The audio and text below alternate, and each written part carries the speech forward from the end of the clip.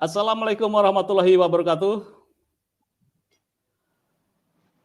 Pemirsa pada Suara TV, Waalaikumsalam warahmatullahi wabarakatuh. bersama saya 1 jam ke depan menemani Anda podcast. Tema yang dibahas kali ini mengungkap alasan Teku Qori atau Said Qori. Dulu pendukung Kiai Imad, kini dukung Nasabah Alawi. Juga nanti ada panelis Dr. Ribut Nurul Huda, beliau intelektual muda NU, panelis atau antitesis saya diharapkan mengkritisi Said Qori, nanti paparannya, lulusan Sudan dan sekarang kayaknya berada di Sudan. Jam berapa di Sudan ini, Dr. Ribut? Di Sudan jam 3.30. Oh, ya, berarti sebentar lagi maghrib. Masih lama ya? Lagi lapar-laparnya. Iya, masih lama. Masih lama. Baik, sebelum podcast saya ada beberapa aturan di podcast ini. Yang pertama, jangan memberikan sebuah kalimat-kalimat umpatan, cacian. Kita boleh panas di dalam pemikiran, tetapi di dalam hati tetap kita gitu kan ya, santai. Dan juga kita memberikan sebuah perbedaan. Said Qori tempo hari memang mendukung Kiai Imad, sekarang kemudian juga membela Nasabah Alawi. Itu adalah hal yang lumrah di dalam sebuah kajian akademik, dan juga lumrah bagi seseorang memiliki persepsi yang berbeda.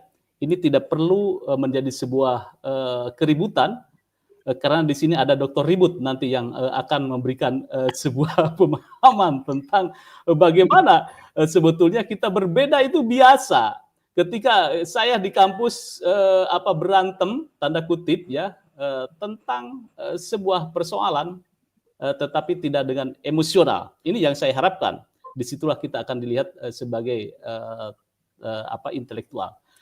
Baik, yang pertama selamat saya ke Said Qori, ini semakin terkenal nih. 1 tahun yang lalu podcast di saya, dan beliau mengatakan bahwa awal mula ketemu Kiai Imad adalah di TikTok, kemudian juga dia menelaah yang tadinya juga Said Qori menemukan sebuah kebenaran bahwa Nasabah Alawi adalah benar, kemudian juga ketemu dengan Kiai Imad bahwa akhirnya mendukung tesis Kiai Imad dan juga menjadi salah satu panelis di perdebatan akbar, yaitu di Banten, dan beliau adalah saya lihat terdepan ketika itu membela kajian Kiai Imad. Di situ beliau mengatakan bahwa menemukan kebenaran. Kemudian sekarang saya kaget, sebetulnya 1 minggu yang lalu Said Qori memberikan voice notes ke saya untuk mengajak podcast dengan Kiai Imad live. Tetapi berbagai kesibukan dan menjelang dan awal Ramadan saya coba melihat bagaimana persoalan yang sesungguhnya. Sehingga baru kali ini saya menggelar live podcast bersama Said Qori. Alasan yang pertama, saya ada beredar di media sosial, apakah ini saya perlu klarifikasi nih ke Said Qori. Said Qori, apakah memang keluar dari barisan Kiai Imad, atau rumor yang berkembang bahwa Anda, Said Qori, itu dikeluarkan dari barisan Kiai Imad? Ini yang benar yang mana nih, sebelum kita masuk ke materi podcast sebelumnya? Silakan Said Qori, mungkin bisa klarifikasi dulu, nanti ada beberapa pertanyaan mengenai inti materi. Silakan Said. Baik, Assalamualaikum warahmatullahi wabarakatuh. Alhamdulillah wassalatu wassalamu ala Rasulillah Sayyidina wa Maulana Muhammad ibn Abdillah sallallahu alaihi wasallam wa ala alihi wa sahbihi ajma'in, amma ba'du.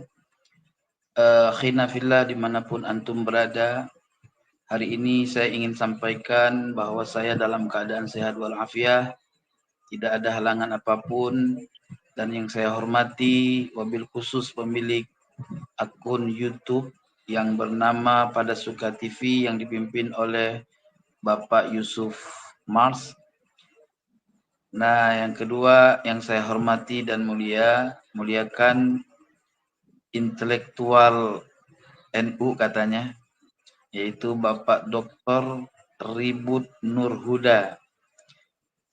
Salam kenal Ustaz. Ya, salam kenal Tuan Kori. Ya, baik, saya ingin sampaikan dari pertanyaan beliau dari Bapak Yusuf Mars. Pada sebenarnya saya ini nggak masuk tim siapapun. Ya, saya itu orangnya bebas, independen. Hanya saja pada waktu debat di Benda Kerep, Kiai Haji Imad mengajak saya untuk bergabung bersama beliau di dalam mengungkapkan kepalsuan nasabah alwi ini awalnya. Ya saya demi kebenaran ya nggak apa-apa, ikut aja kan. Nah, berjalan waktu tidak lama setelah Benda Kerep terjadilah diskusi di Kesultanan Banten. Jadi pada dasarnya saya ini tidak masuk tim siapapun, saya independen. Terus setelah terjadi diskusi Banten, ada orang yang datang menelpon saya, yaitu Abbas Buntet. Nah, beliau, Gus Abbas Buntet itu mengajak saya untuk datang ke Cirebon. Setelah datang ke Cirebon, itu bermusyawarah bagaimana selanjutnya terkait tesis Imad. Ayo kita kawal, bila perlu kita bentuk sebuah organisasi supaya pengawalan ini lebih tepat dan tidak ada persekusi. Nah itu, maka dibentuklah PWI dan kemudian saya sebagai pendiri dijanjikan menjabat sebagai Panglima Jawa Barat, Panglima tertinggi Jawa Barat pada saat itu, kemudian dilengserkan dengan surat kaleng oleh orang-orang yang ingin menjatuhkan saya. Itu aja ceritanya. Jadi sebetulnya dalam proses penelitian nasab saya independen, saya bukan orang Imad, orang Kiai Haji Imad. Saya bukan orangnya si Fuad, tetapi saya orang yang diajak untuk bergabung bersama di dalam mengungkapkan nasab Ba'alawi ini. Nah, kemudian ada rumor bahwa saya dikeluarkan lah segala macam, itu perspektif mereka yang mereka itu sebenarnya nggak tahu sejarah. Jadi itu aja yang dapat saya sampaikan, singkat, jelas, padat. Oke, baik Said Kori, ini sebelumnya Anda memang dikenal sebagai pembela tesis kajian Imad, kemudian juga di podcast di saya. Namun sekarang membela nasab Ba'alawi ya. Apa yang membuat Anda berubah sikap secara drastis? Baik, saya berubah itu karena pada dasarnya saya sudah sampaikan kepada antum juga dulu, dimanapun saya selalu bernarasi bahwa saya ini meneliti dan masih dalam proses penelitian yang mendalam. Walaupun pada saat itu saya menyatakan bahwa penelitian saya terhadap nasab Alawi sebagai nasab yang palsu itu sudah mencapai 99%, bahasanya dulu ya. Nah, namun terkadang dalam 1% itu bisa mengunggulkan dari 99%. Nah, apa yang menyebabkan saya kembali kepada keabsahan nasabah alwi? Karena setelah saya dalami tesisnya Imaduddin, Kiai Haji Imaduddin, itu ternyata ada banyak hal yang terjadi, narasi-narasi yang tidak ilmiah, ya, dari tesis Imad, tesisnya Kiai Haji Imaduddin. Apa diantaranya? Tuduhan dia terhadap kitab Abnaul Imam itu adalah kitab palsu. Sementara awalnya saya menjadikan keabsahan nasabah Alawi itu dengan kitab Abnaul Imam. Lalu saya terdoktrin sama Kiai Haji Imad atas tuduhannya terhadap kepalsuan kitab Abnaul Imam dengan narasi yang ada di dalamnya, yaitu tahqiq muhakkik ya, tahqiq mukaddimah muhakkik atau mukaddimah tahqiq ya. Nah, setelah berjalan waktu saya nggak mendalami itu, namun setelah saya pulang ke Aceh 2 bulan, lalu saya berkomunikasi dengan ulama-ulama Aceh di sana. Kata guru saya, kamu silahkan meneliti keabsahan nasabah Alawi atau kepalsuannya, tetapi jangan berdiri atas orang lain, berdirilah atas ilmumu sendiri. Berdasarkan dukungan kiai saya untuk saya berdiri atas ilmu saya, maka saya meneliti kembali tesis Kiai Haji Imaduddin dan di situ sangat terang saya mendapatkan kepalsuan-kepalsuan daripada narasi Kiai Haji Imaduddin yang tidak bisa dibuktikan secara ilmiah. Lalu saya ikrar untuk kembali kepada keabsahan nasabah alawi sekaligus membuat antitesis dari Kiai Haji Imaduddin, ya, yang sudah ada di hadapan saya, sudah selesai nih, ya, cuma tinggal ditahqiq saja karena antitesis saya itu berdasarkan tahqiq, ya. Nah, alhamdulillah hari ini sudah sampai di mahasiswa Kairo mahasiswa Indonesia yang ada di Kairo yang akan disandingkan kepada dua syekh ulama Kairo, di antaranya Syekh Yusri dan ada lagi Syekh apa saya lupa. Insyaallah nanti akan ada kata pengantar dari mereka. Oleh sebab itu teman-teman semua yang dirahmati oleh Allah, penemuan saya kepada keabsahan nasabah alawi itu murni dengan penelitian saya, ya, berdasarkan pengalaman-pengalaman diskusi dengan pengikut-pengikut atau pembela nasabah alawi seperti Wafi, terus Rumail Abbas. Ada beberapa data dari dia yang saya dalami, ya, yang saya simpan di otak saya, lalu saya dalami. Ternyata saya dalami lebih dalam, ya, saya menemukan kepalsuan daripada tesis Kiai Haji Imaduddin yang tidak akurat di dalam pembuatan tesisnya untuk membatalkan nasab Ba'alwi. Itu daripada sejarah kenapa saya kembali kepada keabsahan nasab Ba'alwi. Jadi apa alasan yang signifikan Anda merungkadkan tesis Kiai Imad adalah dengan kitab tadi Abnaul Imam yang kata Kiai Imad adalah palsu gitu ya. Kemudian menurut Anda adalah itu menjadi sebuah referensi kitab di abad kelima. Itu seperti itu atau bagaimana ini pandangan Anda?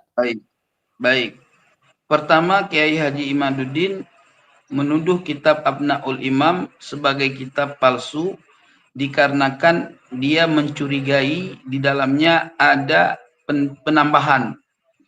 penambahan yang dilakukan oleh muhakkik. Pada dasarnya ketika saya mengkaji kitab-kitab ilmu tahqiq, ya, saya punya kitab ilmu tahqiq dalam penelitian Abnaul Imam, itu ada beberapa kitab ilmu tahqiq yang saya masukkan dalam daftar pustaka.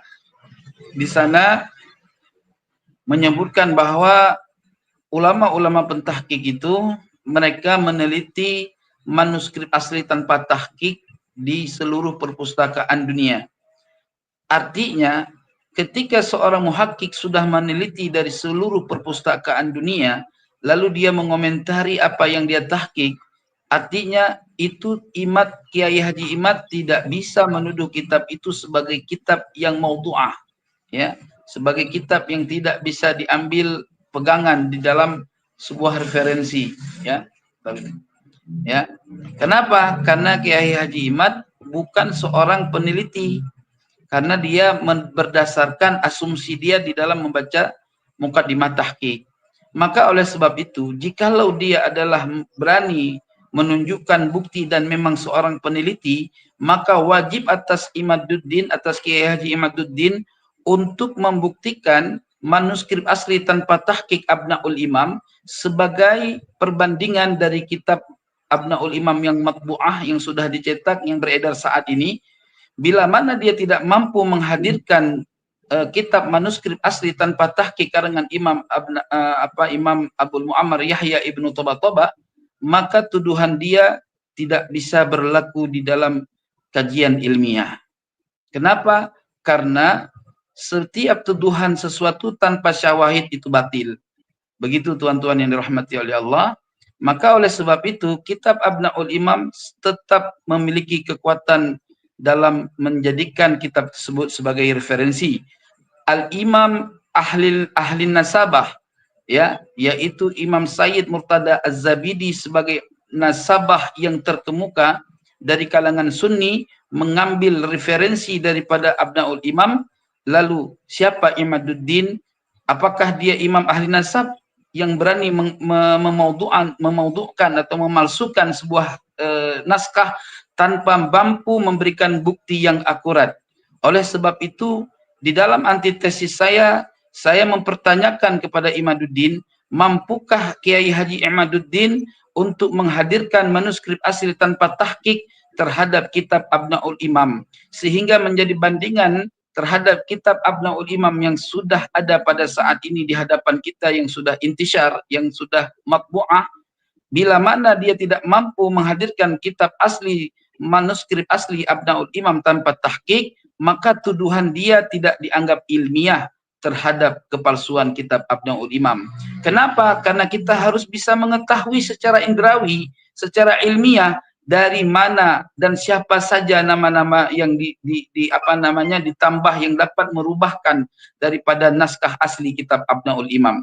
Maka oleh sebab itu di dalam mukaddimah tahqiq saya juga membaca bahwa bahwa Imam Abu Muammar Yahya wafat 478 Hijri dan dia mengalami masa zaman dengan Imam Ubaidillah atau Imam Abdullah bin Ahmad bin Isa. Artinya di dalam kitab tersebut muhaqqiq mengatakan penambahan yang terjadi daripada kitab Abnaul Imam tidak merusak daripada naskah asli makhtutat asli Abnaul Imam, melainkan penambahan yang ditambah-tambahkan di situ adalah orang-orang yang ada ba'da asri Abil Muammar Yahya ibnu Tabataba. Itu yang dapat saya jadikan penjelasan pada pertemuan malam ini. Ya, Tengku Qori, ini saya akan mengkonfirmasi kembali bahwa saya merekap tentang pemikiran Ki Imad bahwa kitab Abnaul Imam dikarang oleh Abu Muammar Tobat-Tobat tahun 478 Hijriah, tetapi Ki Imad mengatakan bahwa itu dikarang oleh Yusuf Jamalul Lail tahun 2004 Masehi, baru 20 tahun yang lalu, dan manuskripnya tidak pernah ada. Ini bagaimana ini menurut Anda, Said Qori? Disitulah kesalahan fatal bagi Imam Kiai Haji Imaduddin. Kalau dia mengatakan itu karangan Imam Al-Habib As-Sayyid Jamalul Lail, maka dia harus membuktikan naskah asli supaya menjadi bandingan antara Abnaul Imam yang dikarang oleh Abu Muammar Yahya ibnu Toba dengan Abnaul Imam yang dituliskan, yang dikarang oleh Al-Habib atau As-Sayyid Jamalul Lail. Kenapa saya katakan demikian? As-Sayyid Jamalul Lail dalam kitab Abnaul Imam ini tidak sebagai penulis, tetapi dia sebagai orang mu'tani yang menghimpun daripada tahqiq-tahqiq ulama sebelumnya dan dia mengomentari apa-apa yang ada di dalamnya. Hanya saja dia mengaku di dalam naskah tersebut dia menambahkan metodologi penulisan asal. Misalkan yang tadinya pada naskah asli dituliskan melalui kaedah musyajjar tasjir, nah beliau merubah menjadi musyajjar mabsut, ya. Artinya yang tadinya dituliskan dari perut ke atas umudun nasab, dan beliau menuliskan perubahan denah dari atas ke bawah, dan ini tidak menjadi perihal yang membuat sebuah naskah itu menjadi palsu. Misalkan Dr. Ribut menuliskan sebuah naskah dengan tabel dimulai dari bawah ke atas. Lalu saya yang mentahqiq, saya merubah metodologi penulisan Kiai Dr. Ribut dari metodologi musyajjar kasyaf, artinya musyajjar yang dimulai dari atas ke bawah. Itu tidak mengurangi keaslian sebuah kitab, hanya metodologi penulisan saja yang dirubah oleh Al-Habib Jamalul Lail. Begitu, Ustaz. Jadi Kiai Haji Imaduddin sangat fatal di sini. Kenapa? Dia menganggap bahwa kitab Abnaul Imam dikarang oleh Sayyid Jamalul Lail tanpa berdasarkan bukti yang akurat, hanya berdasarkan asumsinya Kiai Haji Imaduddin. Itu tidaklah ilmiah. Maka dalam hal ini tesis harus berdasarkan keilmiahan, tidak berdasarkan asumsi. Jadi kalau dia menuduh itu adalah tulisan tangannya Habib Jamalul Lail, maka dia harus membuktikan, ya, bahwa secara naskah dan makhtutah itu adalah berdasarkan tulisan tangannya Al-Habib Jamalul Lail. Jika tidak, tuduhan dia adalah tidak ilmiah, melainkan penipuan sejarah zaman modern. Wallahu a'lam. Oke, ini menarik sekali Tengku Kori. Nanti akan lebih menarik lagi debat seru jika Tengku bertemu dengan Ki Imad. Bahwa kitab Abnaul Imam asli atau palsu. Menurut Tengku itu asli, menurut Ki Imad itu palsu. Ini akan menjadi sebuah kajian menarik. Kita nanti mudah-mudahan ini bisa terselenggara ini membedah fakta-fakta tentang kitab Abnaul Imam. Saya kira mudah-mudahan juga Kiai Imad ini menonton diskusi malam ini sehingga bisa menjadikan sebuah masukan atau referensi nanti Kiai Imad. Oke, Tengku. Jadi kitab andalan Anda untuk melawan Kiai Imad adalah kitab Abnaul Imam karya Abdul Muammar Toba abad kelima. Selain kitab Abnaul Imam, apakah Tengku sudah mendapatkan kitab yang menyebut Ubaidillah sebagai anak Ahmad bin Isa atau belum dapat? Alhamdulillah.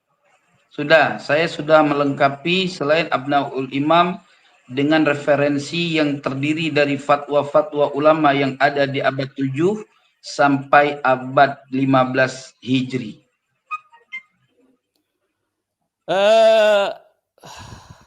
Kemudian ini untuk merungkankan Kiai Imad hanya dengan kitab Abnaul Imam saja atau ada kitab yang lain? Banyak, kan saya sudah katakan.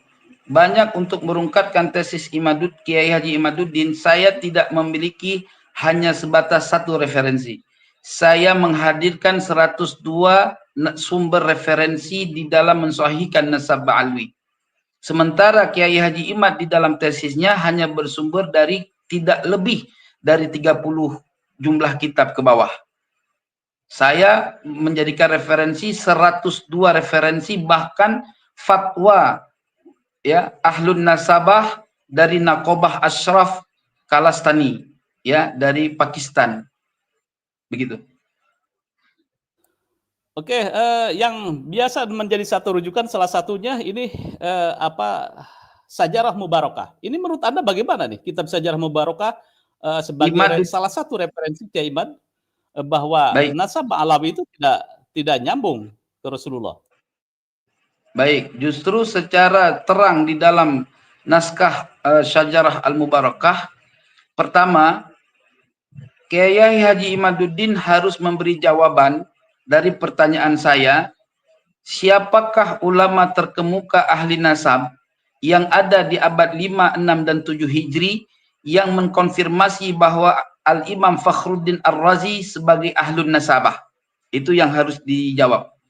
Bukan referensi dari kitab-kitab kemudian seperti Tobaqatun Nasabin yang ada di abad baru ini. Sementara yang saya tanya, tunjukkan satu konfirmasi daripada ulama-ulama ahli nasab, ahli tarikh yang ada di abad 5, 6, dan 7 yang mengkonfirmasi bahwa Al-Imam Fakhruddin Ar-Razi adalah seorang ahli nasabah dan beliau mengarang sebuah kitab yang bernama Asy-Syajaratul Mubarakah.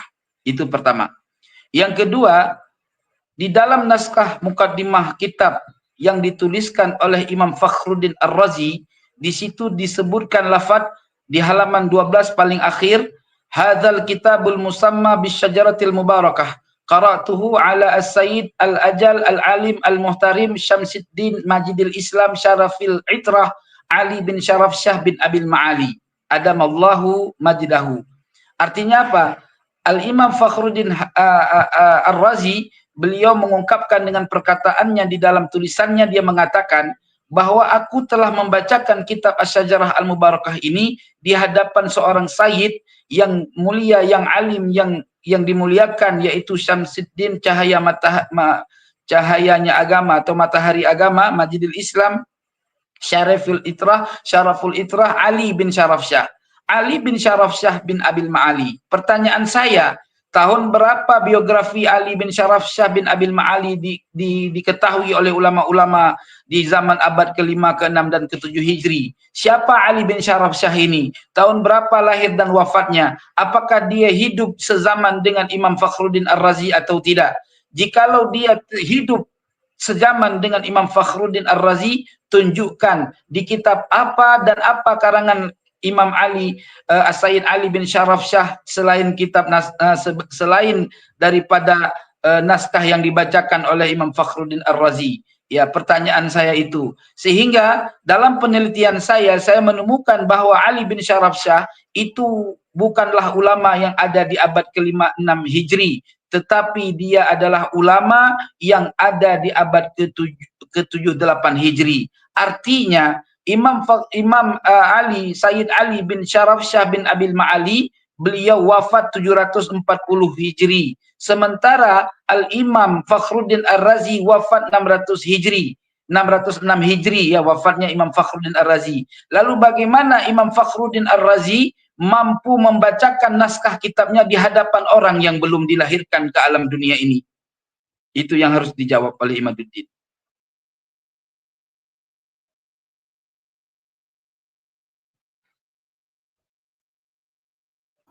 Bisa disimpulkan bahwa Anda itu mempermasalahkan kesimpulan dari kitab Sajarah Al-Mubarakah ini. Ya, sesuai dengan naskah yang ada dalam perkataan Imam Fakhruddin Ar-Razi. Bagaimana Imam Fakhruddin Ar-Razi mengatakan saya membacakan kitab saya ini di hadapan orang yang belum lahir. Ini mustahil diterima oleh akal siapapun yang berpikir.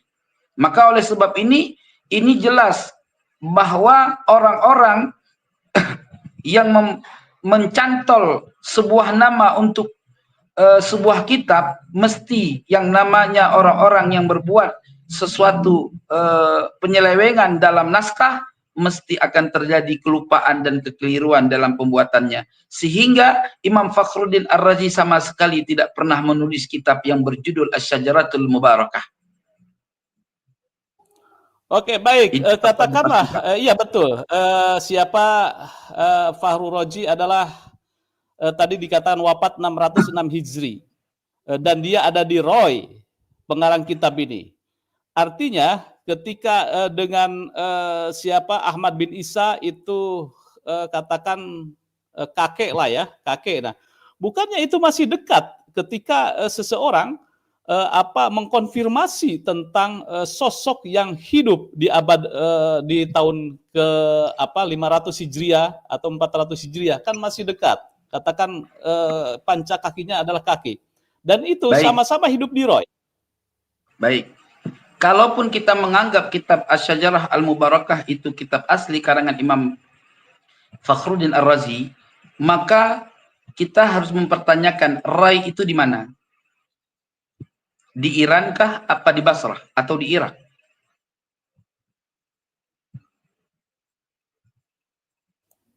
Oke, lanjut.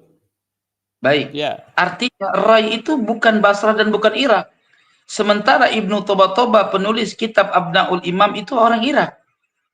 Dan Imam Ahmad bin Isa ada di Irak. Ahmad bin Isa bin Muhammad bin Ali bin Ja'far itu ada di Irak. Nah, beliau mencatat keluarga-keluarga daripada Ahmad bin Isa pada masa dia bertemu di Irak dan Basrah sebelum dia berhijrah. Lalu Imam Fakhruddin Ar-Razi menukil daripada siapa? Keluarga Imam Ahmad bin Isa hanya menentukan dengan 3 orang. Tidak ada satupun ulama di masa abad 567 ya, di masa abad 567 yang menentukan anaknya Imam Fakhruddin Ar-Razi terbatas inhisar hanya 3. Saya butuh daripada referensi sanad. Dari mana Imam Fakhruddin Ar-Razi menemukan anaknya Imam Ahmad bin Isa hanya terbatas dengan 3? Tidak ada satu sumber pun.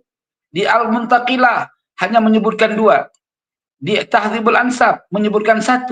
Di kitab Majdi menyebutkan 1. Di kitab Al-Fakhri menyebutkan 1. Di kitab Al-Asili hanya menyebutkan 1. Lalu dari mana referensi Imam Fakhruddin Ar-Razi yang menyebutkan 3? Ini perlu diketahui, tidak asal-asalan gitu loh. Jadi kalau Imam Fakhruddin pun kita anggap menulis kitab Asy-Syajarah Al-Mubarakah, tentu kenapa berbeda dengan Abnaul Imam yang lebih tua? Artinya kitab Asy-Syajarah Al-Mubarakah tentu bukan dituliskan di abad 5 dan 6 Hijri, melainkan kitab yang dituliskan di abad 8 dan 9 Hijri.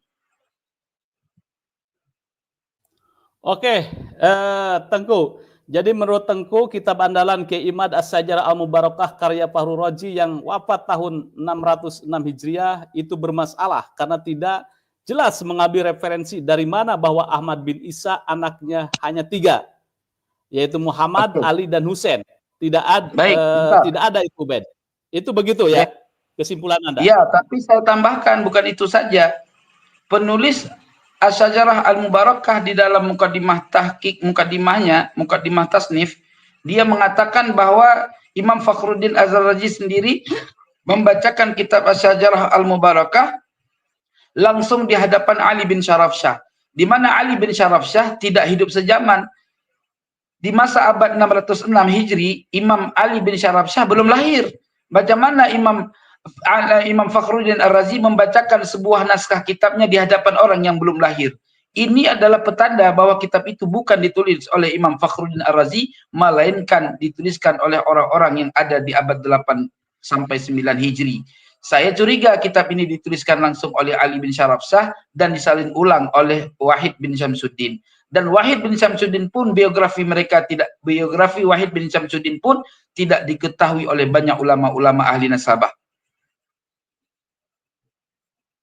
Oke, ini sudah setengah jam saya berinteraksi dengan Said Qori.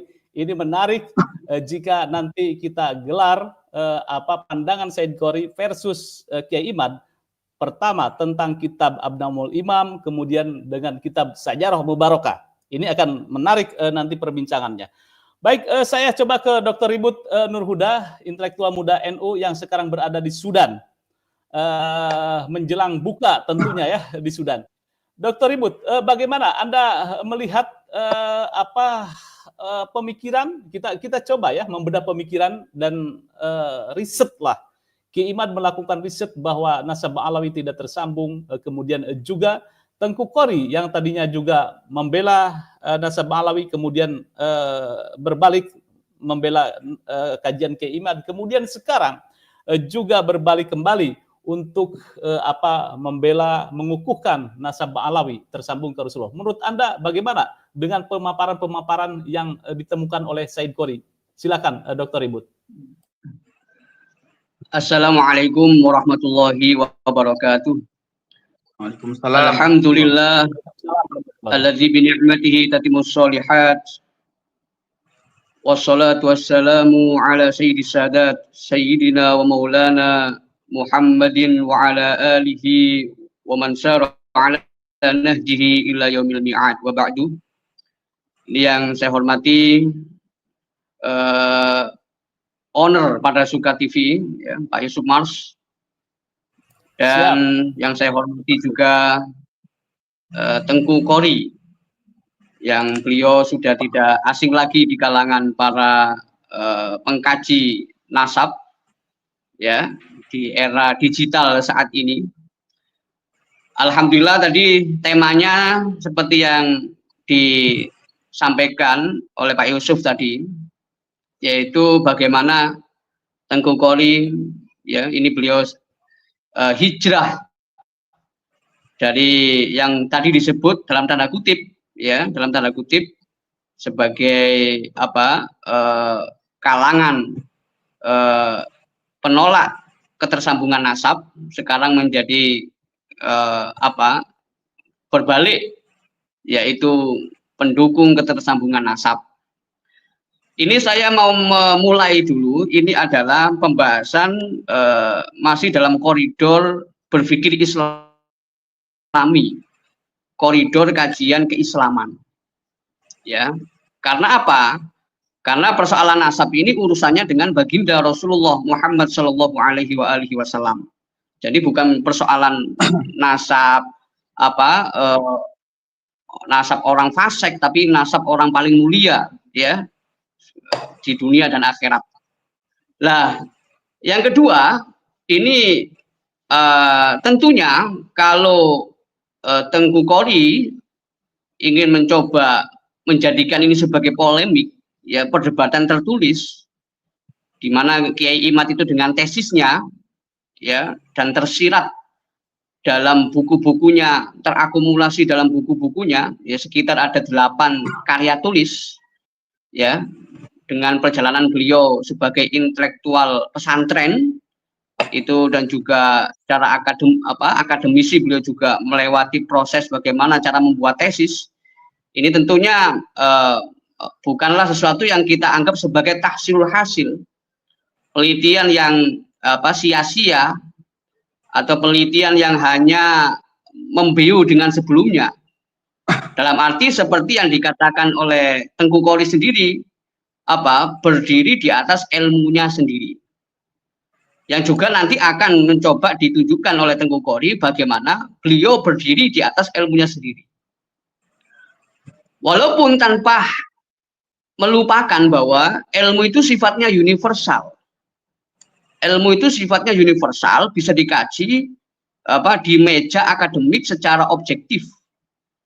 Ya, hanya saja persoalan masalah nasab ini kembali kepada persoalan kejujuran, ya, kejujuran intelektual tentunya, otentifikasi, keaslian, ya, bertolak pada hawas, bertolak pada kesaksian mata dia anaknya si A atau bukan, kemudian kesaksian itu kemudian menjadi tulisan atau berita lisan dan tertulis dan terwariskan sampai sekarang, yang warisan itu berupa tulisan yang kemungkinan tulisan itu bisa diperdebatkan, ya, bisa diperdebatkan. Nah, sekarang dunia intelektual itu begitu terbuka. Ini yang perlu saya juga meminta konfirmasi juga nanti ke Tengku Qori, di mana persoalan nasab ini kalau dalam YouTube yang beredar, ya, video yang viral, Tengku Qori kan juga secara sadar mengatakan bahwa ulama nasab itu telah merilis sebuah fatwa yang ada di Lebanon, ya, yang kata Tengku Qori itu ada 22 halaman, dan itu kesimpulannya adalah membatalkan nasab Ba'alawi. Apakah ini berita yang sikoh yang disampaikan oleh Tengku Qori, artinya yang berita yang bisa dipercaya, ataukah Tengku Qori ingin mencoba melawan fatwa tersebut yang disebutkan ulama nasab berkumpul di Lebanon, kemudian mengkaji dan mengeluarkan fatwa bahwa Ba'alawi bukan nasab baginda, tidak punya nasab yang tersambung kepada baginda Nabi Muhammad Shallallahu Alaihi Wasallam. Ini yang perlu di garis bawahi, bagaimana Tengku Qori secara paradigmatik itu punya landasan ataukah beliau masih dalam proses. Awalnya proses katanya tadi beliau menyampaikan proses mencari kebenaran, sekarang bukan sebagai antitesa tapi masih dalam proses untuk mencari kebenaran yang mungkin nanti disebut sebagai antitesa. Nah, ini yang perlu saya garis bawahi. Jadi kalau dengan karya-karya Ki Imad itu sudah cukup untuk diverifikasi bahwa beliau sebagai peneliti nasab. Ya, kalau zaman dahulu orang punya karya 2, 3, 4 itu sudah akan disebut sebagai ahli. Walaupun ahli dalam ilmu, dalam arti ahli dalam informasi yang kekayaan informasi, bukan ahli dalam akumulasi informasi, bukan ahli dalam keilmuan yang terstruktur, yang sistematis, yang memiliki metodologi tertentu. Nah, itu beda lagi. Nah, di zaman akademik sekarang ini, orang yang disebut ahli itu tidak hanya dalam hal beliau mampu mengakumulasi pengetahuan, dan pengetahuan itu berjasa pada orang-orang setelahnya sehingga dia disebut ahli. Tetapi ahli zaman sekarang orang yang bisa, ya, membuktikan secara ilmiah dengan metodologi ilmiah. Ya, kasarannya kalau disebut apakah persoalan perdebatan nasab antara Tengku Qori dan Kiai Imad itu adalah sudah sampai pada titik interpretasi, titik penafsiran dalam kajian sejarah, ya tentunya sepertinya belum. Karena memang datanya bukan data baru. Tetap kitabnya Abnaul Imam dan muhakiknya juga belum ada muhakik lain yang pernah disampaikan oleh Kiai Imad. Ya, misalnya kitab Abnaul Imam yang ditahqiq oleh oleh 3 muhakkik itu, yang kemudian di situ mukadimahnya beliau muhakkik itu mengaku bahwa buku yang sudah rilis hasil tahqiq tersebut tidak pure, tidak murni sebagai tulisan Ibnu Toba, tetapi sudah ada tambahan. Nah ini kan yang kemudian disebut apa? Distorsi. Apalagi kalau tambahannya tidak terukur. Dan juga mungkin juga ada pengurangan. Dan mungkin juga ada perubahan. Kenapa? Karena tidak dimaksudkan untuk menjaga keaslian buku tersebut. Nah ini yang perlu diperhatikan, karena akan percuma kalau masuk meja akademik ya tidak lolos lagi. Nah, oleh karena itu sumber primer ini apakah ada yang baru? Kemudian ketika sudah ada yang baru, apakah sudah diverifikasi, sudah dilewati kritik? Ya kritik itu nakat itu qiraatu malam yukro, membaca apa yang belum terbaca. Kalau semua sudah terbaca dan terjadi konsistensi dan koherensi, ya, yang kemudian disimpulkan bahwa kitab itu terdistorsi, maka bisa disebutkan kitab itu tidak bisa menjadi rujukan. Kemudian ketika dibandingkan dengan kitab yang lain, referensi sumber primer lain, misalnya kitab Imam Fakhruddin Ar-Razi, Asy-Syajaratul Mubarakah itu yang diterbitkan oleh penerbit kredibel, apakah kemudian ya ulama-ulama nasab internasional kemudian mengatakan kitab Syajaratul Mubarakah itu tidak valid? Itu kan juga tidak mungkin. Itu sangat simplistis, sangat menyederhanakan persoalan. Jadi ini yang perlu dipertimbangkan lagi, bagaimana mungkin Tengku Qori ini ingin mendelegitimasi kitab Syajaratul Mubarakah sebagai sumber primer dalam kajian nasab. Kemudian sebaliknya ingin mengangkat keaslian kitab Abnaul Imam yang mungkin judulnya, ya, kalau dalam kajian-kajian yang sudah beredar itu kan, ya tadi juga disebutkan oleh Pak Yusuf bagaimana Jamalul Lail itu juga menawarkan tema bukan Abnaul Imam, yang menunjukkan bahwa ya kitab itu bukan murni tapi sudah melalui percampuran dan sebagainya. Nah ini yang kedua. Kemudian yang ketiga, ini perlu ditekankan ya, bahwa ya mohon maaf, ini saya tidak bermaksud untuk membanding-bandingkan. Misalnya dulu perdebatan misalnya Al-Imam Hujjatul Islam Muhammad bin Muhammad Abu Hamid Al-Ghazali itu, yang beliau mengkritik para filosof, itu Ibnu Rushd itu membuat tulisan yang kemudian jadi polemik. Apa itu kitabnya? Tahafutil Falasifah. Dan ini yang akan juga dilakukan oleh Tengku Qori.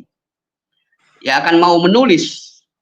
Persoalannya apakah nanti tulisan beliau ini akan bertahan dalam sekian lama diskursus, ataukah bertahan sebentar saja. Kalau tesis Kiai Imad itu bertahan, ya bisa disebut sanawat, bukan sanatain lagi, bukan 2 tahun lagi, tapi sanawat, bertahun-tahun bertahan tanpa harus merusak hubungan antara sesama Muslim, antara klan Indonesia dengan klan misalnya dengan Ba'alawi di Yaman, ya nggak merusak masalah hubungan itu syai'un akhir. Tapi dalam masalah ilmiah ini yang harus betul-betul kita menjauhkan emosi. Lah makanya kalau kita membaca kitab, minimal kan yang harus diketahui seorang peneliti adalah yang pertama, ini dalam kitab Naqdul Rijal ya. Ya rijalnya sudah nggak ada, termasuk Naqdul Ma'allafahum, mengkritik apa yang beliau tulis. Yaitu bagaimana membaca ghordul bahis wa manhaju, ghordul muallif wa manhaju. Bagaimana membaca tujuan penulis dan juga manhaj yang digunakan oleh penulis. Nah ini makanya ketika penulis-penulis dulu jarang yang menyampaikan tujuan secara soreh, sehingga butuh penelitian, dan itu diteliti oleh pentahkiknya.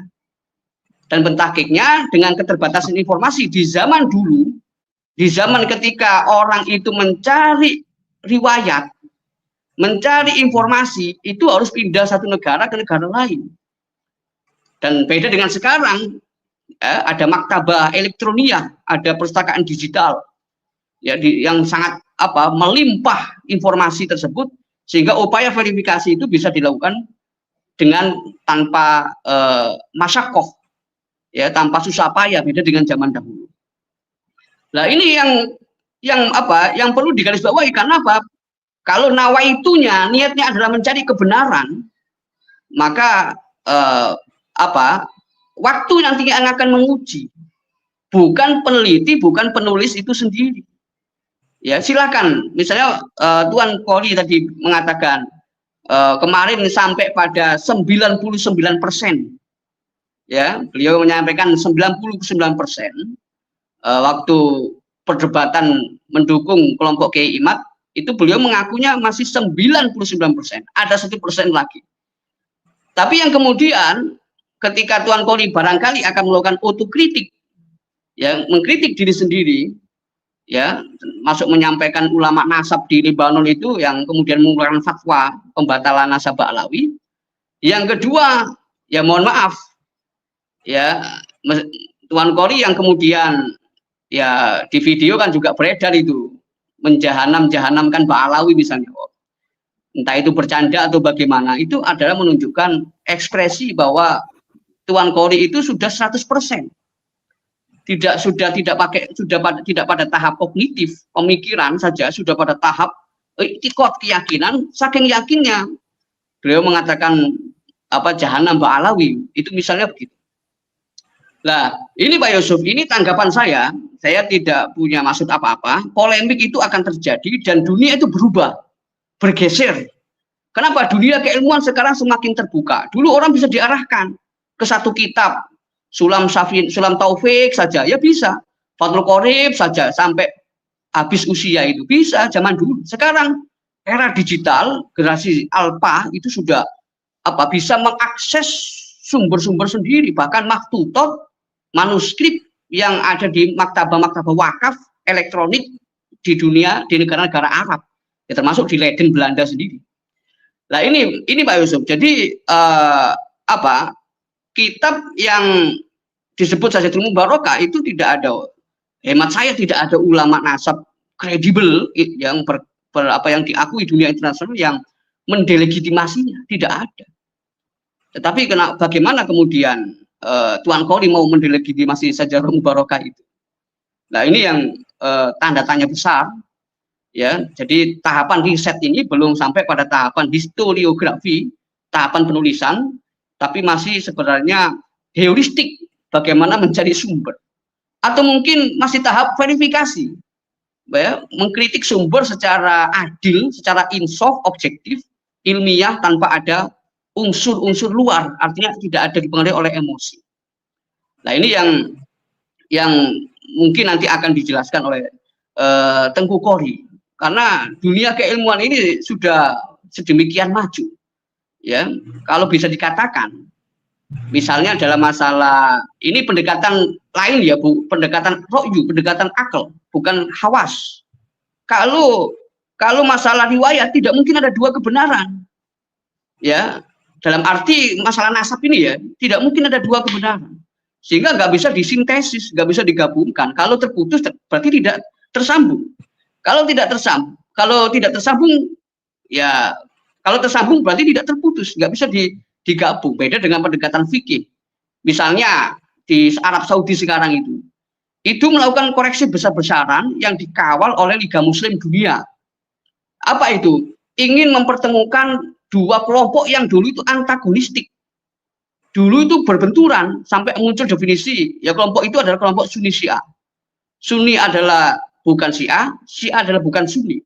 Tapi kemudian Liga Muslim Dunia di Arab Saudi, PBNU juga hadir itu, acara di Mekah itu, ya udah ini yang kedua kalinya.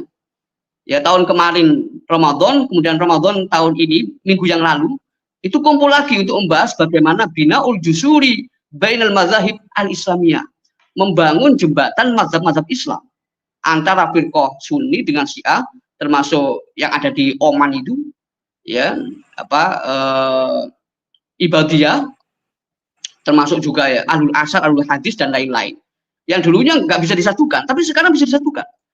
Kenapa? Itu masih kaitannya dengan nas, berkaitan dengan sanad, hawas, indrawi, dan juga berkaitan dengan ro'yu.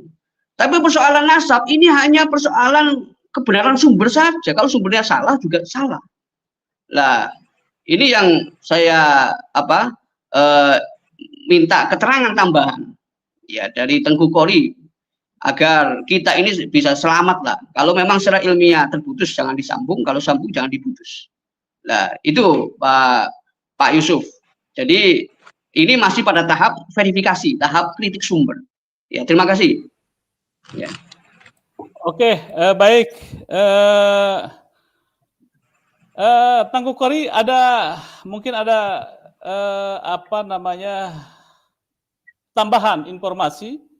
Jadi saya ingin bertanya juga ke Said Qori bahwa untuk buku atau yang lainnya ya, naskah tentang antitesis terhadap Kiai Imad sudah berapa persen dan kapan kita publish, kita tunggu. Tapi sebelumnya silakan mungkin ada konfirmasi atau klarifikasi tadi yang diungkapkan oleh Dr. Ribut. Silakan Tengku Qori. Baik.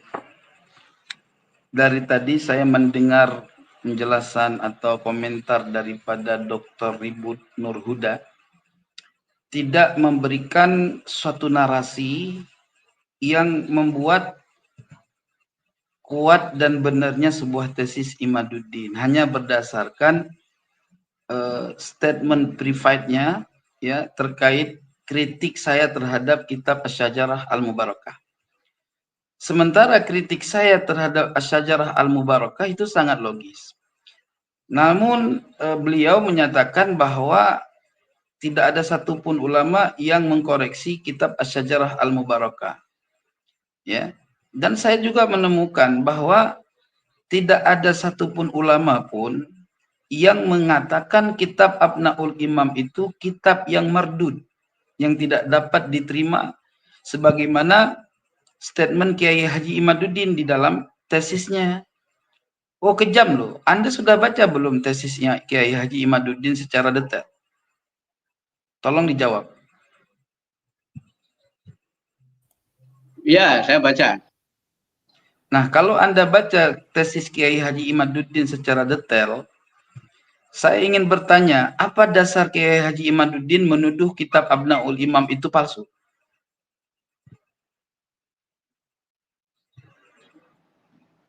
Ya, yang pertama itu terkait pengakuan dari muhakik sendiri. Mana datanya? Coba sebutkan lafaz apa yang menyatakan pengakuan muhakik itu menyatakan bahwa itu ada indikasi kepalsuan sebuah naskah. Itu silakan dibaca ya, kitab Abnaul Imam. Anda sampaikan kepada saya, jangan suruh saya baca, saya sudah meneliti. Ya.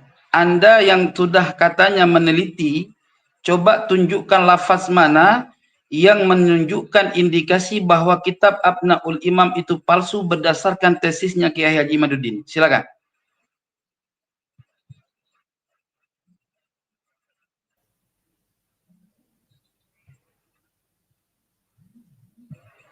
Oke, mungkin langsung saja Said Qori, Anda bisa mempertajam bahwa kitab Abnaul Imam itu adalah tidak palsu. Mungkin dari sisi mana Anda melakukan penguatan? Sudah jelaskan tadi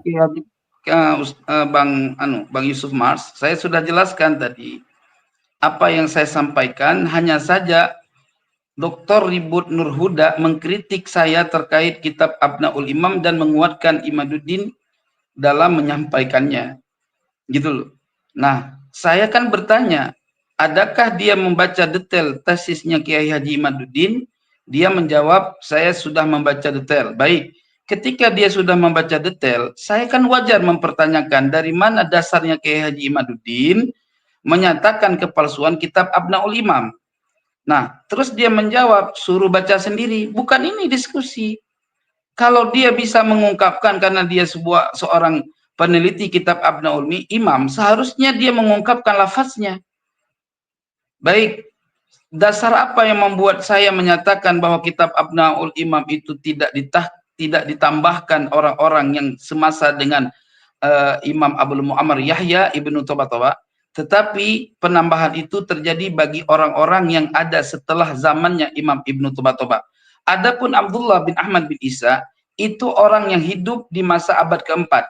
Sementara Imam Abdul Mu'ammar Yahya Ibnu Toba-Toba wafat abad kelima. Artinya beliau hidup sezaman. Nah, orang ada di zaman itu sezaman dengannya tidaklah ditambah oleh muhakik. Yang ditambahkan oleh muhakik itu adalah ulama-ulama atau adalah nasab-nasab silsilah yang ada setelah masa Ibnu Toba-Toba.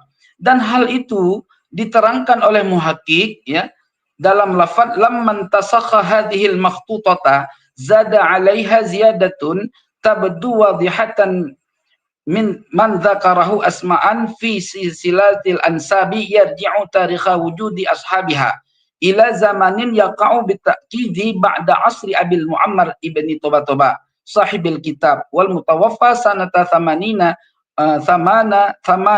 wa sab'ina wa arba'ami'atin.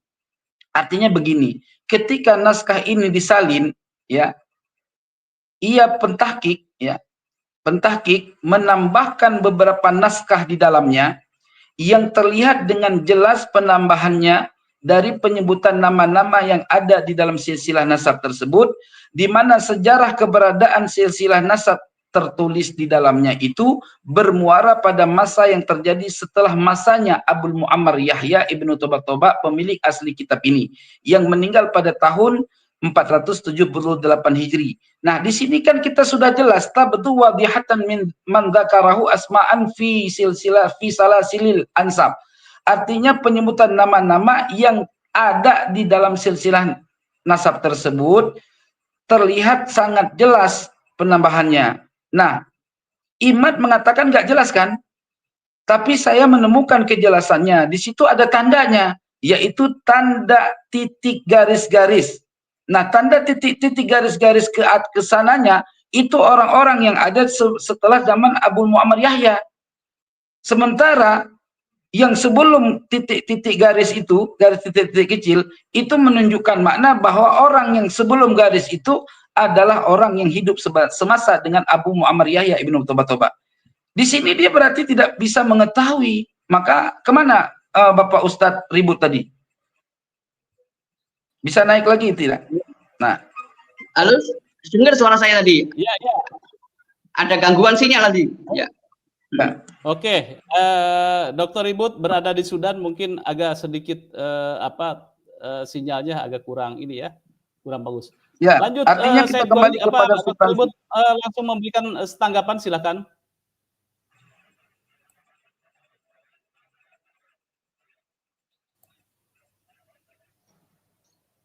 Ya. Ya, halo. Halo, ya, silakan. Tadi saya baca.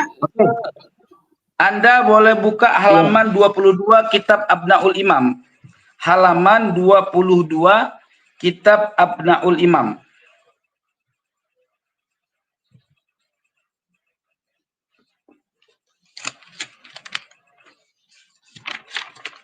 Punya nggak kitabnya? Halo, Dr. Ribut.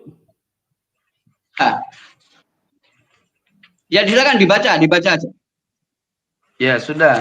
Lamman tasakha hadhil makhtutata zada 'alaiha ziyadatun tabdu wadihatan man dzakarahu asma'an fi salasilil ansabi yarji'u tarikha wujudi ashabiha ila zamanin yaqa'u bitakidi ba'da asri Abil Mu'ammar ibni Toba-Toba sahibil kitabi wal mutawaffa sanata thamanin wa sab'ina wa arba'ami'atin. Artinya ketika naskah ini disalin, nah ini disalin ulang oleh muhakik dari manuskrip tanpa tahqiq. Ya, ketika beliau menulis ulang, pentahqiqnya menulis ulang, siapa pentahqiq pertama? Yaitu Ibnu Sadaqah. Nah, Imam Ibnu Sadaqah, ulama sunni yang kredibel, yang thiqah dan terpercaya, mausuqah. Dan tidak ada seorang pun yang menyatakan bahwa Imam Ibnu Tabataba adalah orang yang kadzib. Ya. Muwafaqah min ahli sunnah wal jamaah min ulama thiqah. Oke. Beliau di sini mengatakan pentahqiq menambahkan beberapa naskah di dalamnya, menambahkan beberapa naskah. Kita tidak menafikan bahwa naskah tidak ditambah. Di dalam naskah asli ada penambahan, namun yang terlihat dengan jelas penambahan tersebut. Jadi penambahannya terlihat jelas, gitu loh Tuan. Nah, penambahan itu terlihat jelas dari mana? Dari penyebutan nama-nama yang ada di dalam silsilah tersebut. Jelas penambahan nama-namanya. Di mana nama-nama yang ada di dalam silsilah tersebut, sejarah keberadaan silsilah nasab tersebut yang tertulis tersebut di dalamnya itu bermuara tahu kan? Bermuara bersumber pada masa yang terjadi setelah masa Abul Muammar. Artinya penambahan itu tidak terjadi pada masa di mana Imam Ibnu Abu Muammar Yahya masih hidup. Tetapi setelah beliau wafat, orang-orang yang tidak terkonfirmasi di dalam kitab tersebut ditambahkan oleh muhakkik untuk menjadi sempurna kitab tersebut daripada nama-nama yang tidak disebutkan di kemudian setelah beliau wafat.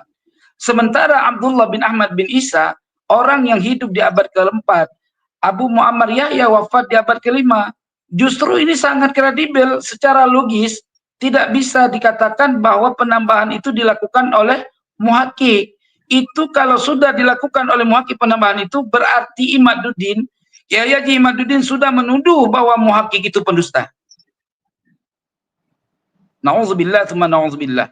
Ibnu Tasadaqah, Imam Muhammad As-Safaraini, Imam Ibnu Maqdis Al-Maqdisi, itu tidaklah mereka orang-orang yang pendusta. Ini kejam tesis ini. Dengan sesuatu yang Kyai Haji Imaduddin sangkaan antum harus percaya sedemikian rupa dengan tidak meneliti siapa orang-orang tersebut, orang siqah dan mausuqah, sehingga orang siqah dan mausuqah dituduh palsu tanpa ada bukti. Ini kesalahan fatal dalam sejarah peradaban Islam, akhina fillah yang dirahmati oleh Allah. Saya cuma minta satu kepada si Imaduddin, Kyai Haji Imaduddin. Apa yang saya mintakan sama dia? Tunjukkan naskah makhtutah tanpa tahqiq, ya, yang bisa memverifikasi bahwa kitab makbutah ini yang sudah dicetak ini adalah palsu. Kalau dia tidak bisa menghadirkan kitab asli, sama dengan Anda sedang mendukung orang yang menuduh sebuah sertifikat palsu tanpa ada bukti sertifikat yang asli untuk menjadi bandingan sertifikat palsu itu tergugat. Itu satu.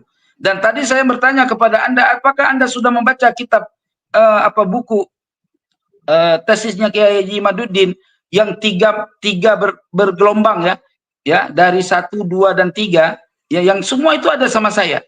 Apakah Anda sudah membacanya dengan teliti? Sudah mencoba untuk mengkajinya? Sudah menelitinya belum? Sementara saya menelitinya.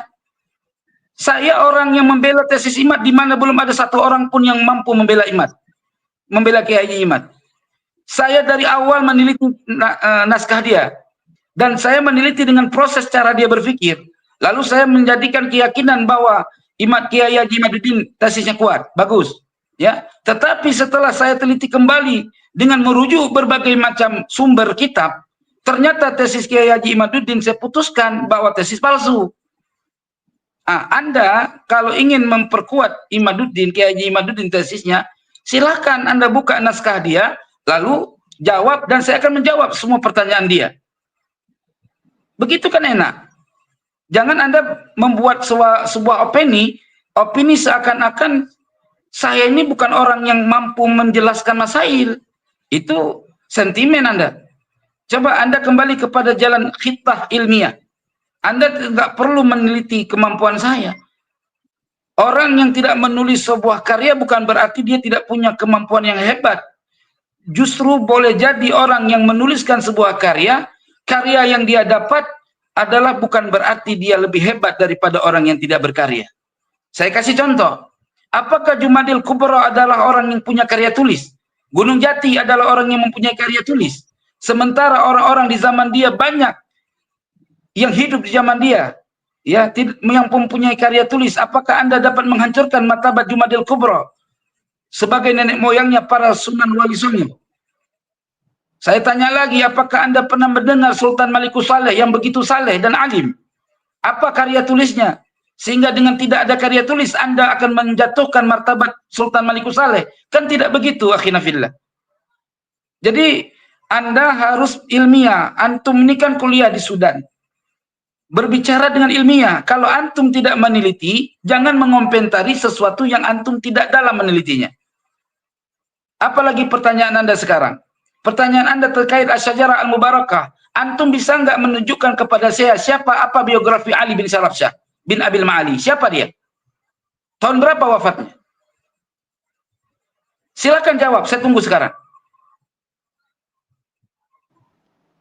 Ya, pertanyaan saya, tanggapan saya tadi, Pak Yusuf, belum ditanggapi sama Tengku Kori. Oke, silakan. Dia menyampaikan bahwa ulama NASA berkumpul di Libanon dalam konvensi internasional. Mereka membatalkan nasab, itu fatwa itu. Itu apakah Tengku Kori itu mengada-ngada atau bagaimana?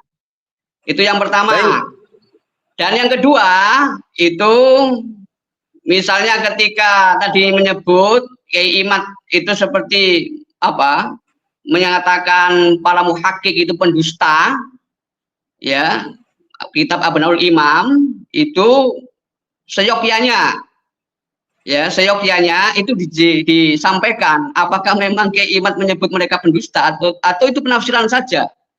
Jadi ada beberapa hal yang sifatnya takaluf, ya, sebentar, takaluf atau berlebihan dalam kajian ilmiah itu disebut takaluf. Ustaz Ribut, Anda harus paham itu ada dua pertanyaan aja, ya, silakan disampaikan karena itu menyangkut kejujuran intelektual dari Tengku Kori sendiri, ya, karena pencabutan statementnya itu tidak satu tapi akan berantai dan banyak sekali, ya, termasuk yang tadi konvensi internasional tadi itu silakan dijelaskan.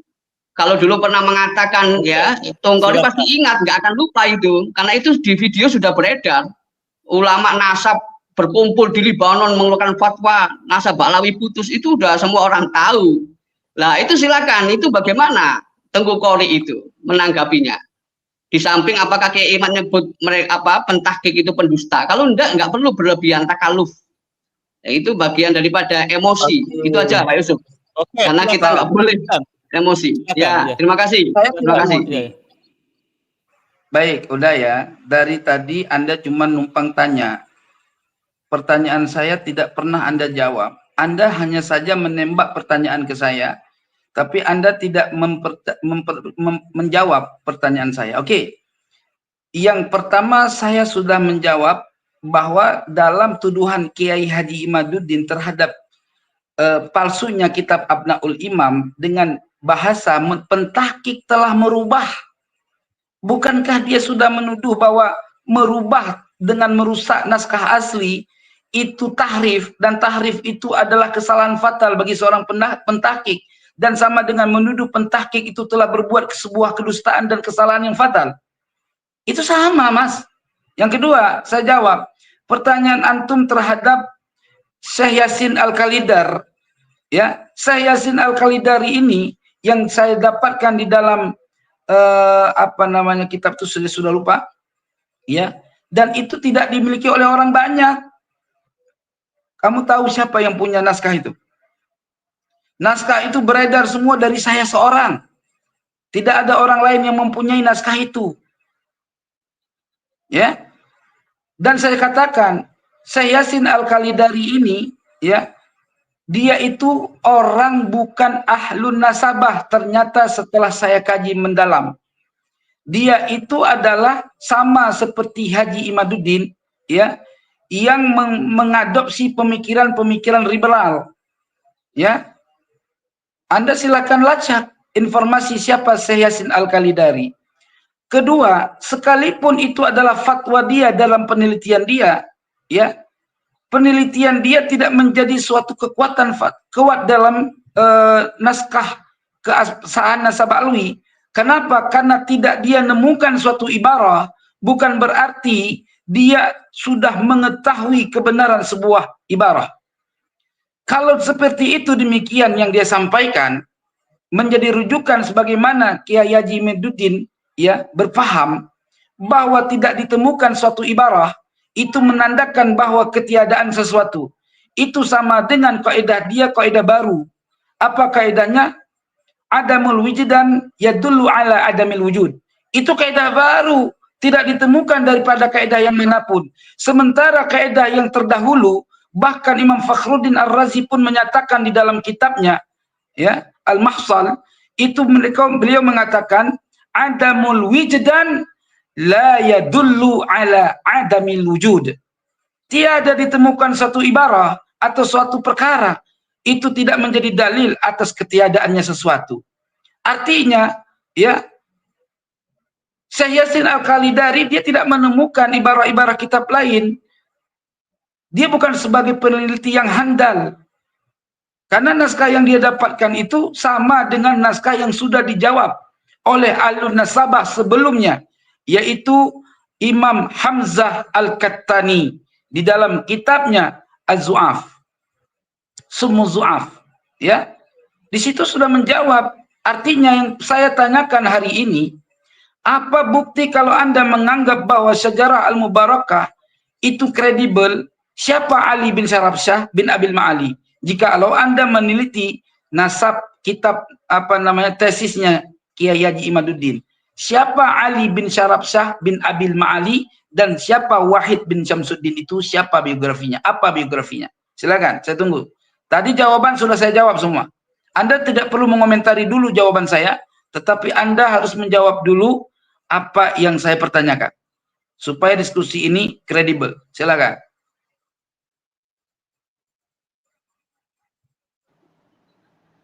Ya, ini ya, Mbak Yusuf. Oke. Ini saya sebenarnya sejak awal saya menyampaikan perkataan pertama saya belum ditanggapi yang pertama itu. Karena apa? Saya kembali lagi dalam kitab dalam kitab Al-Muhaddisul Fasil Bainar Rawi wal Wa'i, ya, yang disampaikan oleh Al-Imam Hasan Al-Basri, ya, beliau mengatakan himmatul ulama'i ar-ri'ayah wa himmatus sufaha'i ar-riwayah. Jadi himmah, semangat atau misinya ulama itu adalah mempertanggungjawabkan ilmu, bukan sekedar meriwayatkan ilmu. Lah apa yang saya tadi sampaikan pertama dalam pertemuan tadi, ya, itu belum ditanggapi. Di mana Tengku Qori itu, ya, Tengku Qori itu ngomong sekarang itu tidak bisa terpisah dengan Tengku Qori yang sebelumnya. Artinya apa? Harus ada pertanggungjawaban agar masyarakat itu tahu. Terkait apa? Terkait Tengku Qori membuat pernyataan tentang ulama nasab yang berkumpul di Lebanon, ya, itu mengeluarkan fatwa 22 halaman, ya. Itu bagaimana? Apa yang dibaca oleh Tengku Qori dari 22 halaman itu, dan bagaimana fatwanya, dan apa yang tidak disetujui oleh Tengku Qori. Karena apa? Video itu beredar. Nah, ini akan berdampak secara terus-menerus, ya, sampai nanti. Oleh karena itu sekarang Tengku Qori, apakah itu hanya riwayah, hanya mencomot saja, atau Tengku Qori itu sudah membaca fatwa 22 halaman itu, ya, dan bagaimana Tengku Qori bertanggung jawab kalau sekarang berbeda. Jadi itu aja sebenarnya. Kalau itu yang pertama nggak ditanggapi secara sungguh-sungguh, ini percuma, nanti akan jadi debat kusir.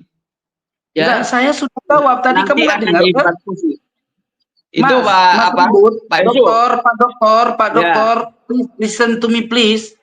Betul. Apakah Anda tidak mendengar ketika saya jelaskan tadi? Anda nggak dengar ke? Ya, belum dijelaskan dari tadi. 22 halaman itu apa isinya?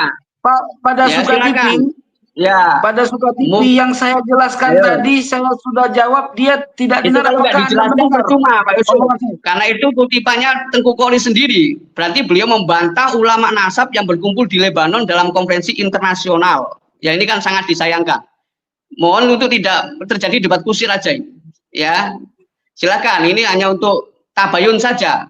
Apa Tengku Qori mengarang atau bagaimana? Terima kasih. Saya tadi sudah menjawab, sampai berbusa mulut saya. Anda pakailah telinga. Masa saya ulang lagi?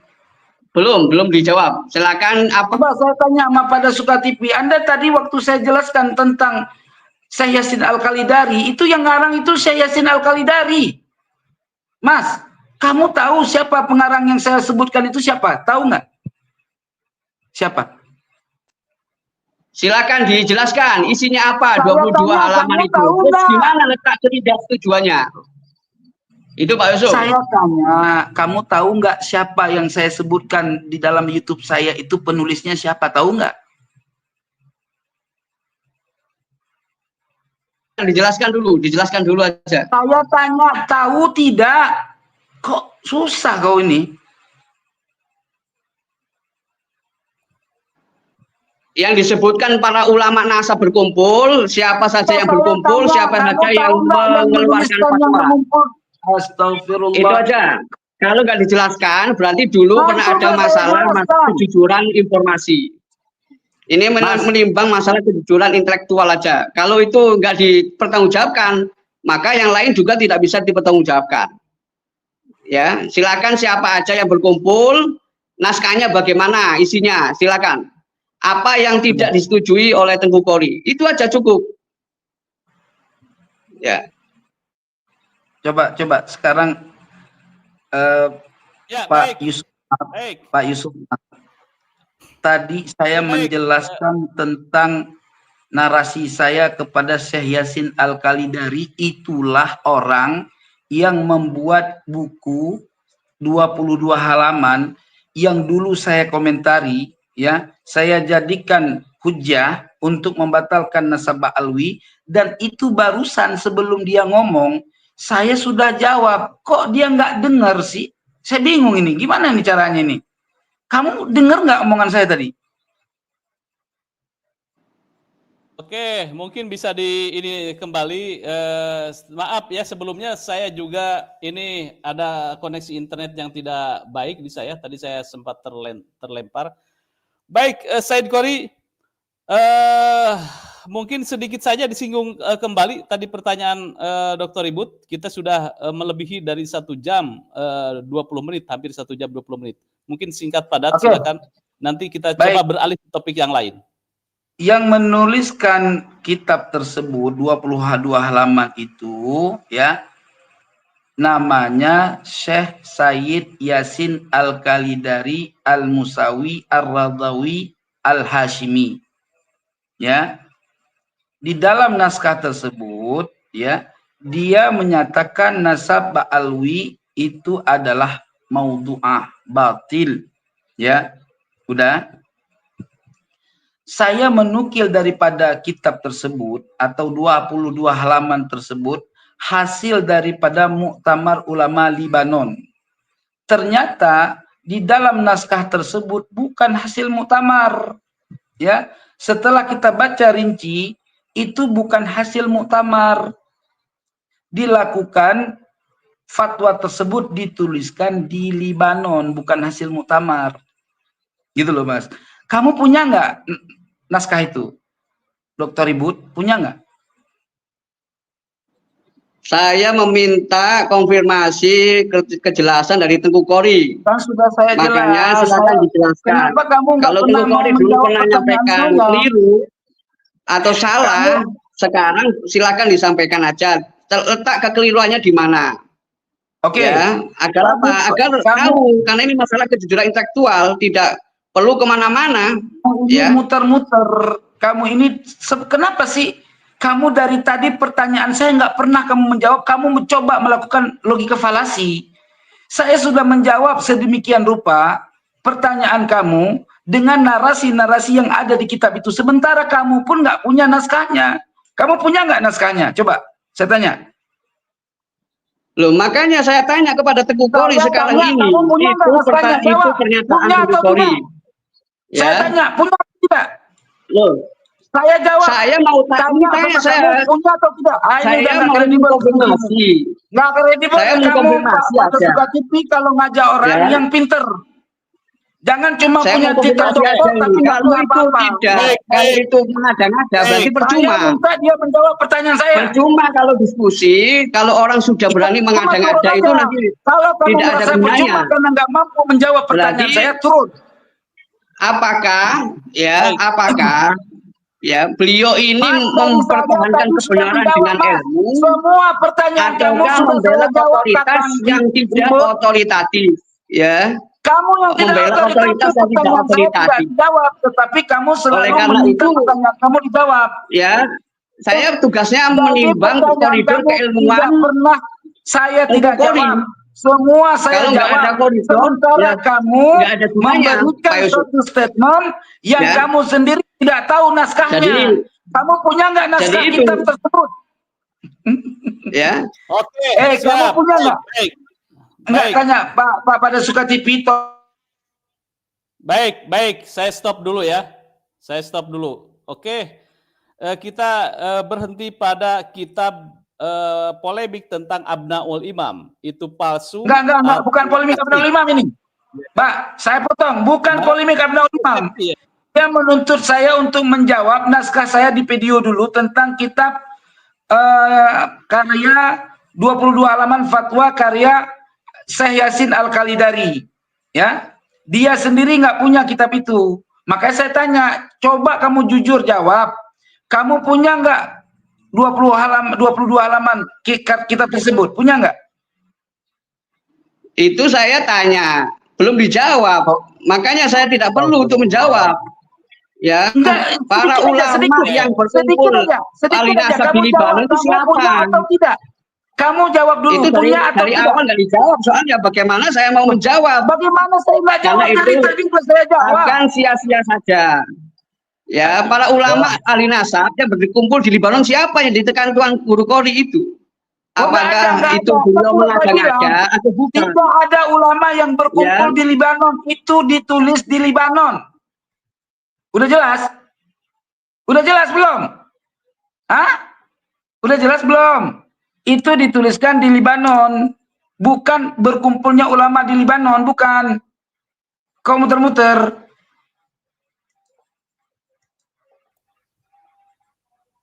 Ya, ayo. Baik. Ya, pemirsa pada Suara TV, ya ini semakin seru saja ini perdebatan atau debat tentang kajian nasab ini.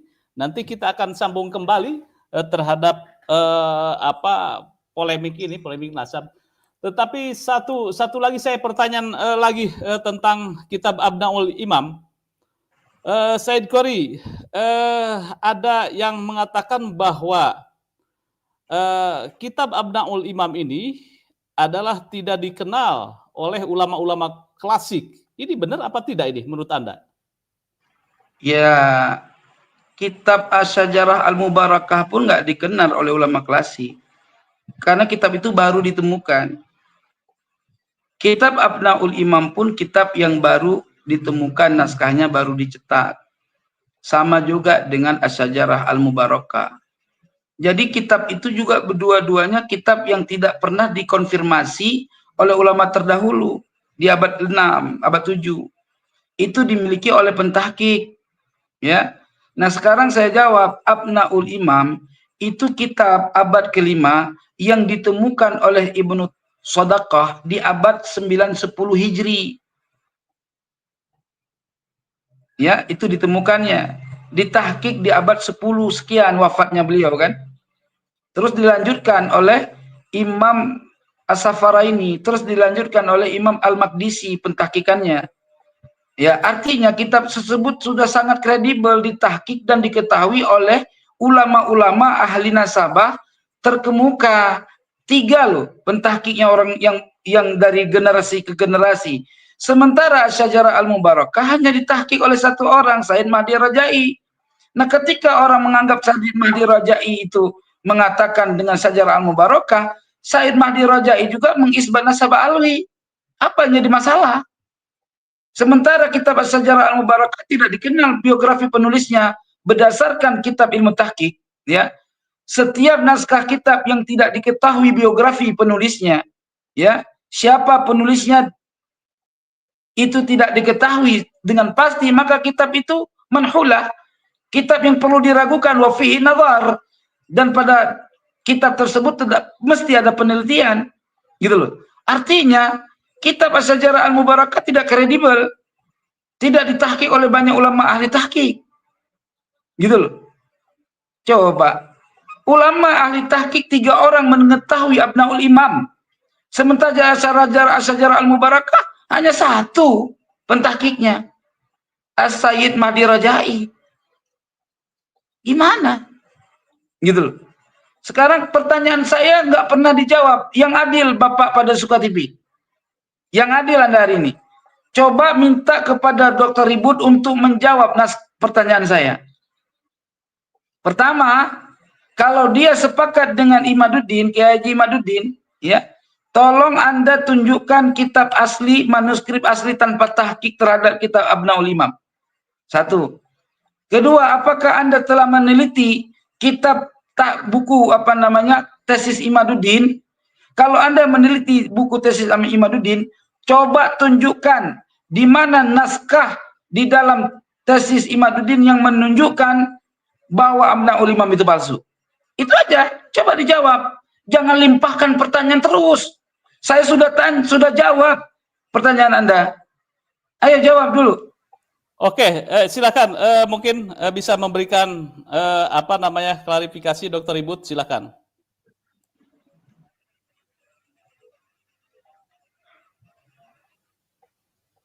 Halo? Apakah terkendala sinyal atau baru berkumandang adzan maghrib di Sudan?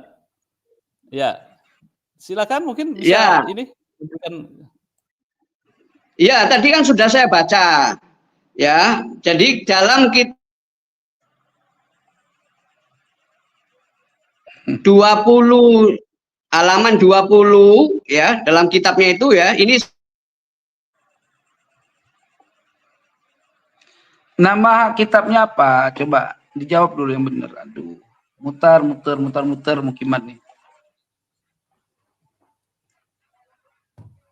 Saya itu sebenarnya ya agak terganggu Pak Yusuf dengan omongan kasarnya Tengku Qori itu. Saya agak biasa diskusi dengan omongan yang kasar, ya, dan menyerang karakter kayak begitu. Gaya orang lah, Mas. Ini yang aneh gitu loh. Saya di sini nggak terbiasa diskusi dengan Anda. Kalau Anda nggak bisa menerima gaya diskusi dengan saya, sudah jangan diskusi, Mas. Makanya nggak punya kredibel Anda. Ya. Aduh, lucunya orang yang tidak pernah di kampus, ya, dan juga kalau ngomong juga begitu. Jangan begitu, ya. Mas. Saya alumni mahasiswa juga, Mas. Jadi terganggu. Loh, ini makanya ya nggak rugi kalau saya dari Unima Malikusale, tidak didukung oleh Tengku Qori itu, ya nggak masalah, ya. Ya, walaupun tadi saya bacakan juga percuma diulang-ulang lagi itu. Itu Pak Yusuf, mohon izin saya tidak bisa meneruskan karena ya, karena omongannya kasar, ya. Saya nggak terbiasa itu, ya. Mohon izin saya Pak Yusuf. Ya. Oke, baik. Ini baik, terima kasih Dr. Ribut. Baik. Ya. Oke, plus. Baik, pemirsa pada Suara TV, kita yang dijanjikan diskusi sampai 1 jam, ini sudah 1 jam 30 menit. Jadi sebentar, Gusmar. Ya. Oke, ada closing statement, silakan. Ya, salah satu yang menyebabkan tidak akuratnya sebuah diskusi, ya, Pertama, mengkritik gaya seseorang yang dipaksakan harus dengan keinginan orang lain, itu yang sulit. Ya. Yang kedua, saya ini orang Sumatera, orang Aceh. Kami gaya diskusi ya seperti ini. Dari semua yang Anda tanyakan saya jawab. Anda mencoba untuk mereaksi atau merealitakan terkait video yang beredar terhadap statement saya sebelum saya menjadi pembela Nasabah Alwi, yaitu biasa kaul kadim. Kalau Anda bertanyakan, saya sudah nggak anggap itu sebuah karya. Saya nggak anggap itu fatwa ahli nasabah. Itu sama dengan penelitian Imaduddin. Sama saja. Gitu loh. Sekarang apa yang dia teliti, saya jawab semua dalam naskah saya. Gitu loh. Nah, jadi kesimpulan pada malam ini, ya, diskusi ini tidak membuat otak saya ringan. Kenapa? Karena tidak ada jawaban yang saya harapkan dari seorang utusan mukimat, ya, utusan Kiai Haji Imaduddin, ya. Kenapa? Karena percuma sampai ke Sudan dia sekolah tinggi sampai ke sana, tetapi tidak ada satu pengetahuan pun yang bisa dapat saya ambil dari narasi dia. Hanya comot-comot statement YouTuber, ya, sehingga menjadi dalil buat dia bukan dalil ilmiah dari kitab-kitab. Maka oleh sebab itu saya katakan, tolong Bapak Yusuf, ya, cari lawan sama saya untuk membela, untuk menguatkan tesis Imaduddin dengan orang yang kredibel. Kalau perlu face to face. Hatta Kiai Haji Imaduddin suruh ketemu sama saya, diskusi sama saya. Jangan modal cuma nyap doang di pinggir jalan, ya, ngatain nasab orang palsu, tetapi ketika diajak diskusi secara ilmiah, kabur, nggak pernah unggul, nggak pernah berani, malah mensyaratkan orang lain untuk mempunyai rekomendasi daripada lembaga Robitoh, sementara tesisnya Imaduddin tidak ada rekomendasi dari ulama internasional pun. Ini nggak kredibel. Dia pingin bikin tesis, pingin tesisnya kuat, tetapi dia tidak mau berdiskusi dengan orang-orang yang meneliti. Dia pilih-pilih lawan. Apa pula ini? Ini bukan ulama, tetapi adalah penghasut di akhir zaman. Kadzib namanya. Sementara saya, setiap saya bernarasi, waktu saya mendukung Imad, saya siap berdiskusi dengan siapapun. Anda menjadi saksi. Dengan siapa saya sudah pernah diskusi? Anda saksi, Pak, pada Sukatipi. Ya, siapapun saya lawan. Tapi hari ini saya mendukung Nasabah Alawi, saya akan menantang siapapun orang yang membela Nasabah Alawi, yang menentang Nasabah Alawi, saya tantang 2 kali 24 jam, 7 hari 7 malam. Di mana orangnya? Ayo diskusi sama saya. Jangan cuma ngomong-ngomong bikin framing macam-macam. Diskusi yang ilmiah adalah diskusi yang tidak mengkritik pribadi orang lain. Kalau Anda tidak punya kemampuan diskusi sama seperti saya, memaklumi gaya seseorang, mending Anda sadaqallahul azim dah. Gak usah diskusi. Anda nggak bisa memberikan data kok. Cuma datang omong-omong di sini. Data yang saya perlukan. Yeah. Oke? Baik. Close statement saya hari ini menunjukkan bahwa orang yang datang di room ini tidak mampu memberikan jawaban atas keakuratan dan keabsahan tesis Imaduddin, dan tidak mampu menjawab pertanyaan saya. Dan dengan demikian dapat dipastikan bahwa tesis Imaduddin tidak dikonsumsi oleh orang-orang yang berakal sehat dan orang-orang yang berpengetahuan tinggi, melainkan hanya doktrin, membela doktrin tanpa penelitian. Wallahu a'lamu bishawab, wallahu aqwamu, wallahu muwaffiq ila aqwamit thariq. Silakan Dr. Ibut, closing statement, apakah sekaligus menanggapi terhadap Tangguh Qori? Silakan. Ya, terima kasih. Jadi kesimpulan saya, closing statement dari diskusi ini, ya, walaupun diskusi nggak akan selesai, ya. Jadi tadi yang disampaikan, misalnya terkait masalah konferensi internasional, Tengku Qori juga mengaku bahwa kecelik, ya, ketipu itu bukan hasil dari konferensi para ulama ahli nasab, ya, tetapi hanya tulisan satu orang. Itu artinya banyak bentuk-bentuk keterburuan atau sikap terburu-buru dalam menyampaikan sesuatu, dalam menggali data. Ini mencerminkan sangat riskan, ya, sangat riskan nanti kalau ditanggapi secara ilmiah, ya, karena memang sifatnya adalah berdasarkan giroh atau sentimen saja. Kayak tadi mengatakan orang Jawa manis di mulut, lain di hati. Ini kan rasis, nggak boleh ini. Ya, ini nggak boleh. Tetapi nggak apalah, karena saya bisa memaklumi, karena proses intelektualnya adalah di perkampungan, jadi saya bisa memaklumi. Jadi pada intinya ini adalah mempertahankan kebenaran dengan bukan dengan landasan ilmu, tetapi memperjuangkan otoritas kitab yang tidak otoritatif. Itu yang dilakukan saat ini. Walaupun banyak ada yang dihafal nama itu, nama ini, nama itu, nama ini, tapi kembali lagi pada kaidah himmatul ulama'i ar-ri'ayah wa himmatus sufaha'i ar-riwayah. Itu aja Pak Yusuf. Semangat ulama mempertanggungjawabkan ilmu, bukan sekedar meriwayatkan ilmu kemudian dibuat untuk membombardir orang lain seolah-olah hanya dirinya yang benar saja. Itu aja closing statement dari saya. Terima kasih. Baik. Jadi kesimpulannya polemik Pak Yusuf Mar, untuk supaya tidak timbul fitnah, ya, saya sampaikan terakhir bahwa beliau ini menuduh tuduhan saya kepada kitab Syajarah Mubarakah itu tidak kredibel, seakan-akan tidak mempunyai dalil, padahal dia sendiri tidak mampu memberikan jawaban. Dan saya mampu memberikan, ya Pak Yusuf, mohon maaf ya, jadi sama ya, beliau juga ini cuman seperti menyebut muhaqqiq pendusta. Kiai Imad tidak menyebut muhaqqiq pendusta, itu hanya kesimpulan sendiri aja yang simplistis dari sebuah kebenaran. Terima kasih Pak Yusuf. Ini adalah fanatik butanya orang tersebut. Memang tidak layak di meja ilmiah karena dari cara argumen dan gayanya juga meja ilmiah. Tidak perlu emosi. Seorang yang bernama Dr. Ribut tidak. Baik. Ini fakta yang saya dapatkan dan semua orang yang menonton bisa melihat bahwa beliau Dr. Ribut ini mendingan copot kedoktorannya, malu-maluin dokter-dokter lain. Anda datang ke sini tidak membawa. Baik. Anda itu cara menimbulkan orang itu kayak orang kampung ya, orang perkampungan biasa lah itu. Ya. Oke.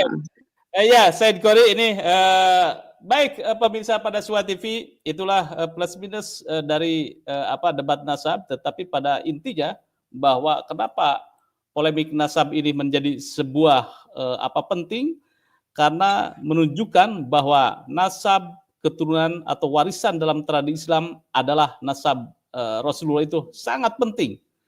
Maka penting untuk diteliti untuk memastikan kebenaran klaim nasab tersebut. Karena apa? Ini menyangkut nasab orang yang mulia. Terima kasih Said Qori. Nanti saya menunggu debat sengit. Mungkin nanti nextnya Tengku Qori dengan Kiai Imad. Saya tidak tahu apakah ini akan terwujud atau tidak. Tetapi Kiai Imad kemarin memberi sebuah tantangan bahwa boleh berdebat Said Qori dengan Kiai Imad jika dia Tengku Qori mendapatkan rekomendasi atau surat dari Rabitah. Apakah sanggup nanti menjadi sebuah referensi atau syarat itu? Saya tidak tahu itu ya. Yang kedua, kita menunggu terhadap karya atau buku Tengku Qori tentang mengkritisi atau tesis Kiai Imad, sehingga betul-betul ini menjadi sebuah polemik yang